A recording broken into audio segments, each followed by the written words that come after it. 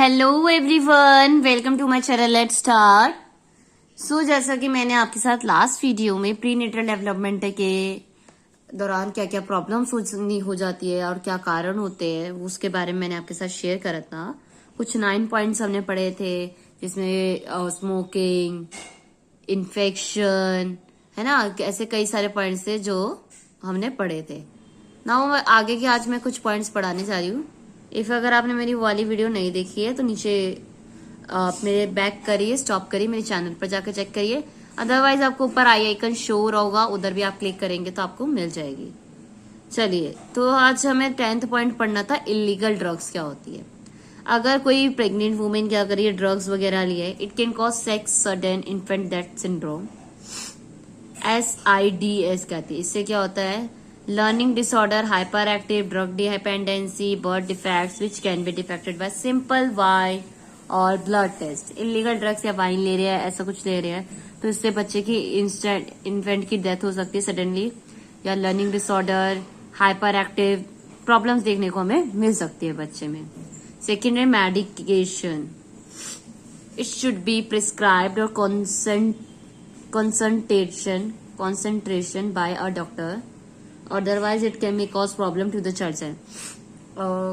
Doctor द्वारा prescribe भी किया जाता है कि कई बार कि मेडिकेशन करना चाहिए, ये अच्छा होता है हेल्थ के लिए।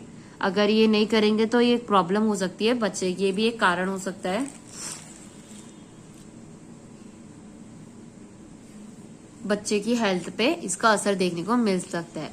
नेक्स्ट है मिसकैरेजेस, स्पॉन्टेनियस अबॉर्शन, जिससे क्या हो सकता है, कई बार क्या होता है अगर कोई अबॉर्शन या कुछ ऐसी चीज करता है तो उससे हमें क्या देखने को मिलता है, बॉडी पे उसकी नेचर के कारण एंडिंग हो जाती है प्रेगनेंसी की एक स्टेज पे।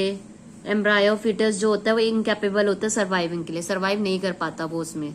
तो मिसकैरेज भी कई बार अगर वुमेन ने पहले कभी मिसकैरेज करा रखा है तो उसके बाद सेकेंड प्रेगनेंसी में भी दिक्कत आ सकता ही है और दोबारा मिसकैरेज हो सकता है अगर उसने पहले अबॉर्शन करा रखा हो तो। Next, bleeding during pregnancy, vaginal bleeding at any stage should be taken care of seriously. अगर कभी भी ब्लीडिंग हो जाती है किसी भी स्टेज पे तो क्या करना चाहिए, ध्यान से केयर करनी चाहिए वुमेन को, कि उससे काफी ज्यादा प्रॉब्लम फेस करने को मिल सकती है, बेबी की हेल्थ पे इफेक्ट पड़ेगा। प्रीटर्म लेबर, बिफोर 38 वीक्स से पहले ही लेबर पेन या वगैरह स्टार्ट हो जाए तो भी चांसेस होते हैं प्रॉब्लम के, बेबी को नुकसान होने के, बेबी पे हार्म होने के। प्लेसेंटल एब्रप्शन, जब प्लेसेंटल पोजीशन में ना हो या इट इज ब्रोकन या torn from the urine involve causing loss of oxygen या न्यूट्रिएंट्स टू द बॉडी। ये कब होता है, या तो ऑक्सीजन बॉडी में प्रॉपरली नहीं जा रही है या न्यूट्रिएंट्स की वैल्यू, लैक ऑफ न्यूट्रिएंट्स है, तो जिसके कारण भी प्लेसेंटल एब्रप्शन हो जाता है।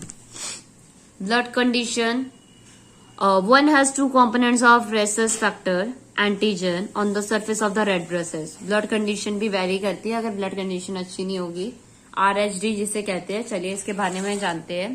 2 तरह के होते हैं, RH पॉजिटिव और नेगेटिव। इसमें एंटीजन होते हैं और इसमें नहीं होते, तो ये कहीं ना कहीं डिसाइड करता है बेबी का ब्लड टाइप जो भी कांटेक्ट में आता है बर्थ के दौरान मदर की बॉडी में। और ये जो ब्लड कंडीशन होती है काफी हेल्पफुल होती है बच्चे की ग्रोथ के लिए। समटाइम्स प्रॉब्लम्स भी हो जाती है ब्लड कंडीशन में जो करंट प्रेगनेंसी के मदर की अफेक्ट करती है, जैसे और डेंजरस भी हो जाती है समटाइम्स फ्यूचर प्रेगनेंसी के लिए। तो ये काफी अफेक्ट करती है ब्लड कंडीशन भी बेबी की ग्रोथ में।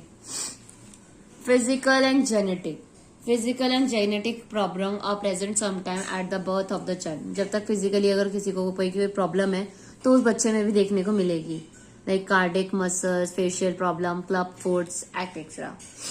पेरेंट्स में होगी तो बेबी में भी देखने को मिल सकती है, उसके चांसेस होते हैं। कंफर्म नहीं कहेंगे कि 100 to 100% देखने को ही मिलेगी, बट चांसेस होते हैं देखने के, बच्चे में भी देखने को मिल जाती है problem. Chromosomal abnormality, it occurs when there is the problem in the baby's genetic makeup। जो नीड होती है बेबी के जेनेटिक की नीड, जो जरूरत होती है, अगर उसमें कुछ प्रॉब्लम आ रही है तो it can be inherited from the parents such as Down syndrome या अदर जेनेटिक। तो अदर जो प्रॉब्लम होती है डाउन सिंड्रोम, ये प्रॉब्लम बच्चे में आ जाती है। टोटल कितने क्रोमोसोम होते हैं बच्चों में? 23 mails and 23 females, mother father दोनों के होते हैं, एंड बच्चे में होते हैं टोटल 46 दोनों के मिला के। तो क्रोमोसोमल अबनॉर्मैलिटी के कारण भी प्रॉब्लम्स देखने को मिलती है। नेक्स्ट है जेनेटिक डिसऑर्डर। क्या होता है? जिसमें क्या इंक्लूड होता है? Heredity and genetic factor. जो प्रॉब्लम अराइज होते हैं जेनेटिक डिसऑर्डर, जो कि मतलब पेरेंट्स को होती है, और इसका इफेक्ट प्रीनेटल बेबीज की हेल्थ पे भी पड़ता है, हैप्पीनेस, डेवलपमेंट, इस सब पे भी पड़ता है। तो कहीं ना कहीं फिजिकल डिफेक्ट्स होते हैं जो बेबीज को जीन से मिलती है, अपने पेरेंट्स से मिलती है, जैसे slow mental physical development, physical defects हो गए, life long illness, babies at higher risk, chances of miscarriage, defence genes inside of parents DNA. मतलब जो पेरेंट्स में प्रॉब्लम्स अगर कोई है, डिफेक्ट है, तो उसके चांसेस बच्चे के अंदर आने के भी होते हैं, बेबी में भी देखे लिए जाते हैं। चांसेस ऑफ रिस्क हाई होता है उसके दौरान। Next down syndrome. क्या होता है? ये क्रोमोसोमल डिसऑर्डर है जो कि प्रेजेंस ऑफ एक्स्ट्रा क्रोमोसोम जब ऐड ऑन हो जाता है तो तब देखना पड़ता है, जिसको हम ट्राइसोम ऑफ 21 कहते हैं। इससे क्या हो सकता है?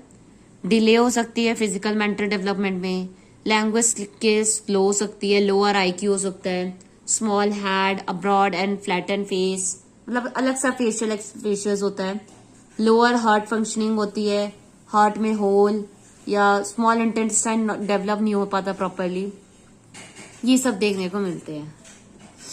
Next is haemophilia. हेमोफीलिया क्या? ये एक बीमारी नहीं है, पर ये ग्रुप ऑफ एबनॉर्मल ब्लीडिंग या exaggerative bleeding and poor blood clotting. Under this males are commonly affected and female are usually carrier. Males भी अफेक्ट होते हैं एंड फीमेल्स तो कैरी ही कर रही होती है। Excessive bleeding from any side in the body, किसी भी बॉडी साइड से ब्लीडिंग होना, लॉन्ग टर्म डैमेज होना किसी जॉइंट में, या रिपीटेड ब्लीडिंग होते रहना कहीं भी किसी बॉडी पार्ट से, तो इसका भी अफेक्ट करता है बेबी पे। तो these are the factor which affect the prenatal development of child and hinders his life process. मतलब ये कुछ फैक्टर थे जो बच्चे की डेवलपमेंट को अफेक्ट करते हैं, उस रुकावट क्रिएट करते हैं बच्चे की लाइफ प्रोसेस में। तो एज अ टीचर हमें इस फैक्टर्स के बारे में पता होना चाहिए, प्रीनेटल डेवलपमेंट के बारे में। अगर हमारे, क्योंकि as a pre primary teacher हमारे पास बहुत फर्स्ट जो इंटरेक्शन होता है बच्चों का आफ्टर फैमिली, तो वो एक प्री प्राइमरी टीचर से होता है। तो अगर टीचर को थोड़ी बहुत नॉलेज होगी तो वो उस बच्चे के बिहेवियर से एंड कई चीजों को ऑब्जर्व करके पता लगा सकती है प्रॉब्लम को कि क्या डेवलपमेंट में प्रॉब्लम आई है।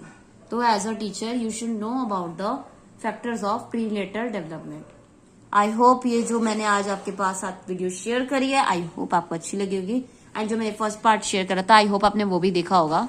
अगर दोनों ही वीडियो अच्छी लगी हो तो लाइक शेयर जरूर कर दीजिएगा एंड कमेंट में जरूर बताएं कैसी लगी, because your comments play a important role for me as a motivation, as a medicine. तो आप कमेंट करेंगे तो मुझे भी मोटिवेशन मिलेगी। और जाने से पहले मेरे चैनल को सब्सक्राइब कर दीजिए ताकि और भी ऐसी वीडियोस मैं आपके साथ शेयर करती रहूं। So thank you so much everyone for watching my video and don't forget to subscribe my channel.